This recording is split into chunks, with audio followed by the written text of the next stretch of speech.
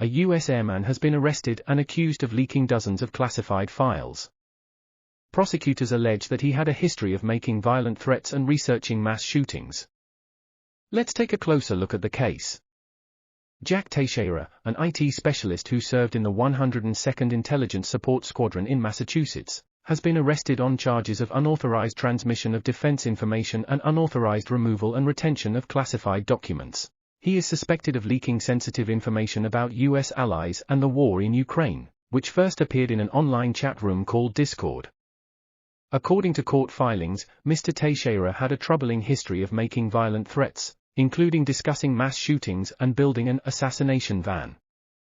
He also allegedly had a virtual arsenal of weapons kept just feet from his bed, including bolt-action rifles, AR and AK-style weapons, and a bazooka.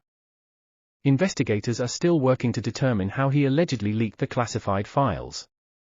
The filing also claims that Mr. Teixeira made disturbing social media posts in which he expressed a desire to kill a ton of people as a way of culling the weak-minded. He allegedly asked what type of rifle would be easy to operate from an SUV, and searched for multiple recent mass shootings on his government computer, including Uvalde and the Las Vegas shooting. In addition to the violent threats, prosecutors allege that Mr. Teixeira was prone to making racial threats and discussed violence and murder online. After his arrest, investigators found a tablet, a laptop, and an Xbox gaming console at his home that had been smashed and placed in a dumpster. The prosecutors argue that Mr. Teixeira poses a threat to Americans and U.S. national security, as he may still have access to a trove of classified information, and there simply is no condition or combination of conditions that can ensure the defendant will not further disclose additional information still in his knowledge or possession.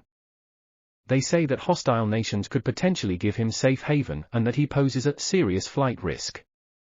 Meanwhile, two commanders at Mr. Teixeira's unit, the 102nd Intelligence Support Squadron in Massachusetts, have been put on leave pending an investigation.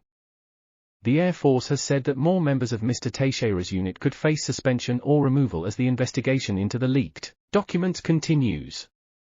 The unit was relieved of its intelligence gathering duties earlier this month. Mr. Teixeira faces up to 25 years in prison if convicted. His legal team has not commented on the case, but they are expected to argue that he should not be detained. This is a developing story, and we will continue to bring you updates as they become available.